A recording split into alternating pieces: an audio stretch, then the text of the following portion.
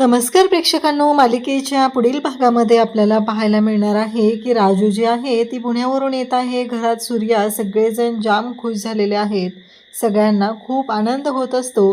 परंतु एक गोष्ट मात्र घडताना दिसत आहे. डॅडींना जेव्हा ही गोष्ट कळते तेव्हा डॅडींनी राजूला मारायला पाठवलेले असतात गुंड. आता सूर्या हा राजूच्या मदतीला तर पोहोचलेला आहे, परंतु एक गोष्ट मात्र घडत आहे आणि ती म्हणजे सूर्या जरी तिथं पोहोचलेला असला तरीही राजूला तो मदत करत नाही. सूर्या मात्र शांतपणे तिथे पाहत असतो. तेव्हा मात्र राजूला धक्का बसतो. राजू म्हणत असते की हे काय आहे दादा, दादा तू माझी मदत का करत नाही आहे, असं तिचं बोलणं चाललेलं असतं. तेव्हा मात्र सूर्या म्हणत असतो, हे बघ राजू, हे सगळं जे काय आहे ते तुला करायचं आहे. कारण काहीही झालं तरीही एक गोष्ट लक्षात ठेव की तू आत्ता त्या सगळ्यांशी लढू शकते. तुझ्याकडे ती ताकद आहे आणि तू प्रसंगी वेळ पडली तर दुर्गेचा अवतारही धारण करू शकतेस. हे सगळं सूर्या बोलत असतो आणि त्याचबरोबर सूर्याचं असं म्हणणं असतं की काहीही झालं तरीही तू लढणार आहे. आणि खरंच तिथं घडतं असं ते म्हणजे की जेव्हा हे सगळं चालू असतं आणि त्याचवेळी आता राजू त्या गुंडांची अशी धुलाई करत असते ना, विचारच करू शकत नाही. त्यानंतर आपल्याला पाहायला मिळतं की हे सगळं चालू असतं आणि त्याच वेळी आता इकडे राजूने धुलाई केलेली आहे आणि मग सूर्या राजूला घेऊन घरी आलेला आहे. तर आजच्या भागाला आपण सुरुवात करूया. चॅनलवरती नवीन असाल तर चॅनलला सबस्क्राईब करा, व्हिडिओला लाईक करा. सगळेजण आता जेवायला बसलेले आहेत. सगळ्या बायकांना जेवायला बसवलेलं असतं कारण सगळ्या पुरुष मंडळींनी इथे जेवण बनवलेलं असतं आणि त्यासोबतच ह्या सगळ्याजणी आता जेवायला बसलेल्या असतात. तेव्हा मात्र तुळजा जी आहे ती पाहत असते. तुळजा म्हणत असते, चला आजपासून ना आपण एक नवीन प्रथा चालू करायची आहे. तेव्हा मात्र सगळेजण म्हणतात की आता काय तुळजा. तुळजा म्हणते की मला काय वाटतंय माहिती आहे का, की दोघांनी एकत्र जेवण करायचं आहे असं तुळजा सांगत असते.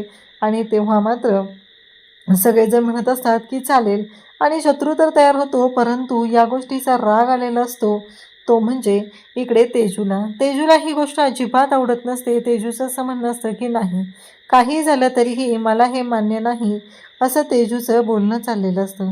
तेजूला खरं तर ही गोष्ट पटत नाही आहे, कारण हा जो शत्रू आहे तो तिच्यासोबत कशा पद्धतीनं वागलेला आहे ही गोष्ट फक्त तिलाच माहिती आहे. त्याचबरोबर इकडे पाहायला मिळतं की काही आता पर्याय नसतो आणि त्याचमुळं ते आता सगळेजण एकत्र बसतात, एका ताटात बसतात. आणि तेव्हा तुळजा सांगू लागते की मला काय वाटतं माहिती आहे का, सगळ्या पुरुष मंडळींनी एवढे कष्ट घेतलेले आहेत ना, तर पहिला घास बायकांनी पुरुषांना भरवायचा आहे, असं तुळजा सांगत असते. आणि मग सगळ्या बायका आता घास भरवतात. डॅडी तर मस्करी करत असतात. डॅडी म्हणत असतात की काय करू आता, कारण मला तर 2-2 ताटात जेवायला लागणार आहे. मग डॅडी पहिल्यांदा मालनला घास भरवतात आणि म्हणू लागतात की कसं आहे माहिती आहे का, आता थोरलीला भरवायचा, असं म्हणत डॅडी आहे ते पुन्हा शालनला घास भरवतात. आणि मग डॅडी जेवायला सुरुवात करतात. डॅडी म्हणत असतात की चिरंजीव चला लवकर आवरा तुम्ही, आम्हाला काम आहे आणि त्या कामासाठी बाहेर जायचं आहे, तुम्हीही आमच्यासोबत आलात तर बरं होईल, असं डॅडींनी सांगितलेलं असतं. आणि डॅडी आता इकडे शत्रूला म्हणत असतात की लवकर आवरा. शत्रूला घेऊन डॅडी जाणार असतात. तेवढ्यात पावसाचं वातावरण झालेलं असतं आणि अजून भाग्या घरी आलेली नसते, तिच्याबरोबर पुढे असतो. तेव्हा तुळजा म्हणते की काळजी करायची गरज नाही. डॅडी पण इकडे खूपच जी प्रेम आहे, काळजी आहे असं दाखवत असतात. आणि डॅडी पण इकडे म्हणत असतात की मला काय वाटतं माहिती आहे का, जर तशीच गरज पडली तर गाडी पाठवूया, ड्रायव्हरला पाठवूया आपण. आणि हे डॅडींचं गोड गोड बोलणं चालू असतं. त्यानंतर आपल्याला पाहायला मिळतं की इकडे तुळजा आणि त्याचबरोबर शालन बोलत असतात. शालन म्हणत असते की खरंच अगं मालकांच्यात जो काही बदल झालेला आहे ना, तो खूपच चांगला असा झालेला आहे. मला मात्र ना खूपच बरं वाटत आहे मालकांच्यातला हा बदल बघून, असं तिचं बोलणं चाललं असतं. आणि तेव्हा तुळजा म्हणत असते, हे बघ आई, डॅडी कसे आहेत हे तुलाही माहिती आहे आणि मलाही माहिती आहे, एवढ्यात तू हरवून जायची काही गरज नाही आहे.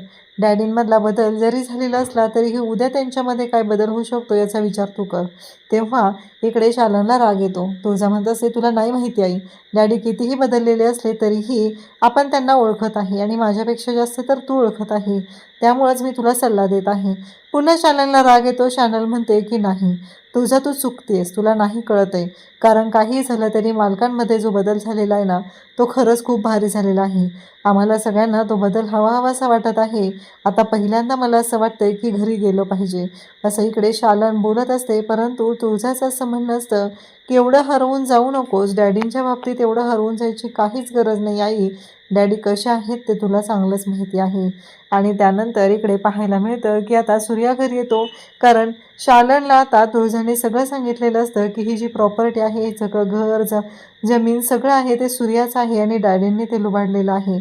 आणि तुला जर माझ्यावर विश्वास नसेल तर तू ते बघ, कपाटात तुला पुरावे सापडतील. आणि त्याचबरोबर जेव्हा तू खरं बघशील तेव्हा मात्र तुझ्या लक्षात येणार आहे की काय होणार आहे. कारण काहीही झालं तरीही डॅडी जे काय वागलेले आहेत ते पूर्णपणे चुकीचं वागलेले आहेत. आणि जेव्हा तुला हे सत्य समजेल तेव्हा मला लाज वाटेल आई म्हणायची असं वागू नकोस, खरंच तू चांगलं वाग, असं इकडे ती सांगत असते. तेव्हा मात्र इकडे आता शालन घरी गेलेली असते. सूर्या म्हणत असतो की आत्या कुठे आहे, मला न विचारता का गेली आत्या, असं सूर्याचं म्हणणं असतं. आणि तेव्हा मात्र इकडे आता बोलणं सुरू असतं. तुळजा सांगते की अरे डॅडींची तब्येत ठीक नसते ना, त्यामुळं गेलेले आहे आई. आणि नको, काही गरज नाही आहे, आत्ता ती सध्या घरी गेली आहे ना, नको जाऊ भेटायला, काही गरजच नाही आहे ना, असं ती सांगून सूर्याला शांत करते. इकडे मात्र शालन आणि त्याचबरोबर डॅडी झोपलेले असतात. तेव्हा शालन जागी होते. हे सगळं सामान जे आहे महत्त्वाचं ते या कपाटात ठेवत असतात मालक. मग मला काय वाटतं माहिती आहे का, मी हे कपाट चेक केलं पाहिजे असं तिच्या लक्षात आलेलं असतं. आणि ती म्हणत असते की मला एकदा हे कपाट बघावं लागेल, असा विचार तिच्या डोक्यात सुरू झालेला असतो. आणि ती बोलतच असते. त्यासोबतच इकडे पाहायला मिळतं की जेव्हा या सगळ्या गोष्टी घडत असतात तेव्हा मात्र इकडे आता शालन उठते. पण नेमकं पाण्याचा जो तांब्या असतो त्याच्यावरचं फुलपात्र खाली पडतं. आणि तेव्हा मात्र आता शालनला धक्का बसतो आणि डॅडी जागे झालेले असतात. तेव्हा ती म्हणत असते नाही मालक, मी जाते खाली आणि दुसरं पाणी पिऊन येते, असं ती म्हणू लागते. तेव्हा मात्र डॅडी म्हणत असतात अहो नवरा बायको आपण प्या, काय हरकत नाही यातलं पिलात तर, असं सांगतात. मग ती पाणी पिते आणि झोपते. पण डॅडी मात्र किती हुशार आहेत. उठल्यानंतर ते पुन्हा चेक करतात की खरं चावी आहे का, हिने चावी घ्यायला उठली होती का, हे सगळं यांचं चाललेलं असतं. इकडे आता प्रसादसाठी मुलगी बघायचं चालू असतं. आणि त्यांच्याच घरी नोकर म्हणून काम करणारा जो असतो त्याला बोलवलेलं असतं आजीसाहेबांनी. आणि त्या म्हणतात की आमचं काम होतं. तेव्हा ते म्हणतात नाही मला म्हणजे कळलं नाही आहे, एवढं लवकर तुम्ही बोलवून घेतलं. तेव्हा मात्र आजी सांगू लागते की हो कामच तसं होतं. आणि आणखी एक बोलायचं आहे ते म्हणजे की तुमची ही जी मुलगी आहे ना ती प्रसादरावांसाठी आम्ही मागत आहे. खरं तर आजी हे बोलल्यानंतर मात्र ते म्हणतात की नाही, शक्य नाही, मुलगी देणं शक्य नाही आहे. हे ऐकल्यानंतर आजीला मात्र खूप राग आलेला असतो.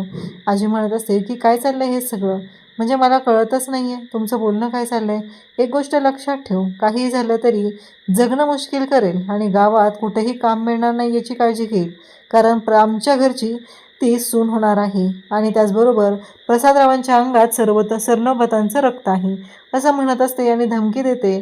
तेव्हा मात्र बिचारा त्या मुलीचा बाप आपल्या मुलीचं लग्न लावायला तयार होतो. त्यानंतर इकडे पाहायला मिळतं की जेव्हा या सगळ्या गोष्टी घडत असतात तेव्हा मात्र इकडे आता डॅडी जे असतात ते बोलत असतात. डॅडी म्हणत असतात की नाही तिथे त्यांच्यासाठी शालन नाश्ता घेऊन आलेले असते. डॅडी म्हणत असतात की एकत्र करूया आपण. तेव्हा ती सांगते की तेजू घरी गेलेली आहे, कारण त्या बहिणींनी एकत्र भेटायचं ठरवलेलं, राजू इतक्या दिवसानंतर येते ना. तेव्हा डॅडी म्हणतात बरं झालं. आता डॅडीने एक मुद्दा काढलेला असतो की सूर्याची बहीण ही पुण्यावरून येत आहे. मग डॅडी लगेच फोन काढतात आणि फोन करतात आणि सांगतात की तिला असं धमकवायचं आहे की त्या सूर्याची वाट लागली पाहिजे. पण आता तिथे असं घडणार आहे की सूर्या तर मदतीला येणार आहे, पण राजूच रणरागिणीचं रूप बनवून त्या गुंडांची धुलाई करणार आहे आणि डॅडींची वाट लावणार आहे. अशाच अपडेटसाठी चॅनलशी कनेक्टेड राहा. थँक्यू.